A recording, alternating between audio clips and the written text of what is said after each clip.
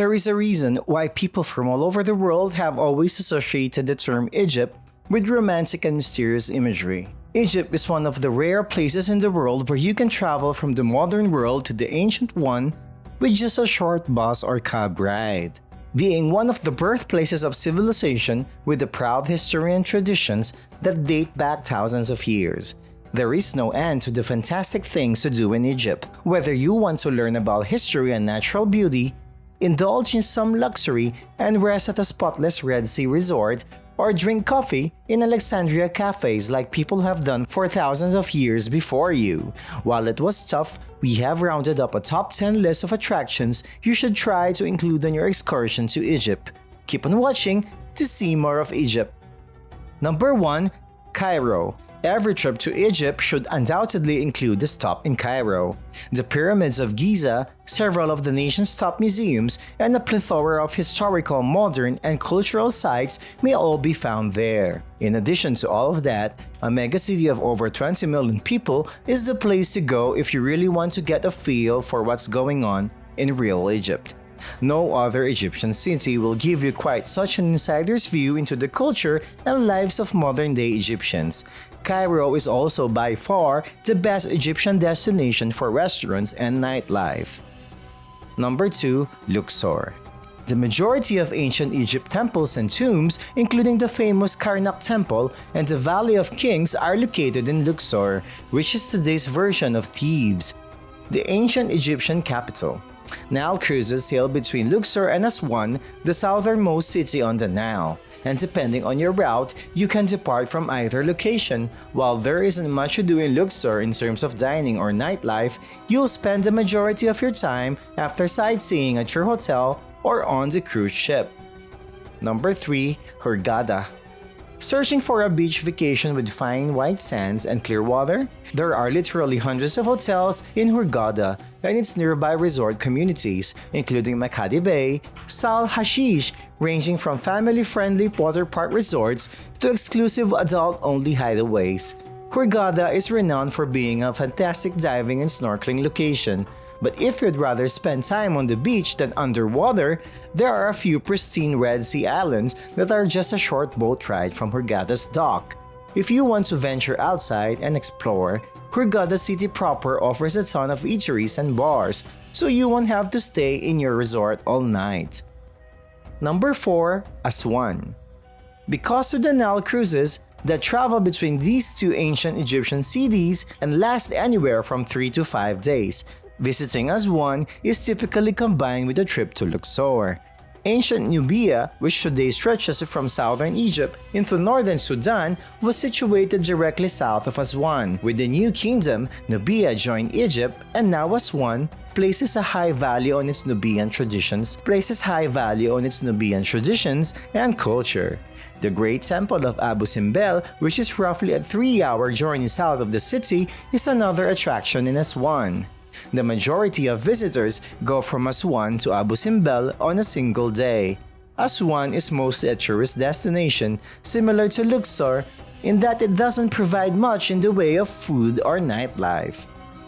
Number 5. El Gouna. El Gouna is a charming, eco-friendly small village on the Red Sea coast, just to the north of Hurghada. It features some of the top restaurants and bars in the nation, as well as a variety of lodging alternatives, including Airbnbs and 5-star hotels. El Gouna is totally walkable for tourists, unlike most other areas in Egypt, and getting around this gated town is simple and easy using tuk-tuks. Although El Gouna's beaches aren't as good as Hurghada's, there are plenty of places to go for beach activities and extremely pleasant beach bars there. Whether you're a pro or a beginner trying to learn, El Gouna is one of the best places in Egypt to go kite surfing. Number 6. Dahab. South of the Sinai Peninsula, on the Gulf of Aqaba, which empties into the Red Sea, is Dahab. Formerly a Bedouin fishing community, it later gained popularity among divers and travelers, as well as those seeking a more authentic beach experience apart from the expansive resorts of Sharm el-Sheikh, which are nearby. Dahab is the place for you if you want quirky, tiny beach cafes, boutiques, and informal dining establishments. Hostels, low-cost hotels, and Airbnbs make up the majority of the hub's lodging options, while there are several largest hotels as well. The hub is a good place to use as a starting point for exploring Sinai, whether it is by ATV safaris, mountain trekking, day trips to St. Catharines, or kite surfing and windsurfing in Sinai's shallow waters.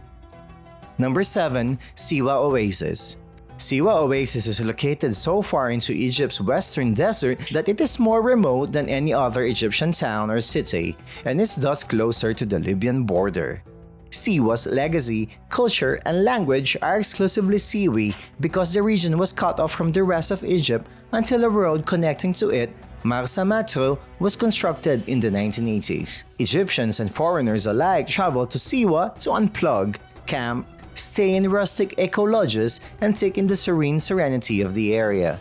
Siwa offers a wide range of attractions in addition to the oasis itself, including the Shali Fortress, the Mountain of the Dead, Cleopatra's Spa, the Temple of the Oracle of Alexander the Great, hot springs, and salt lakes.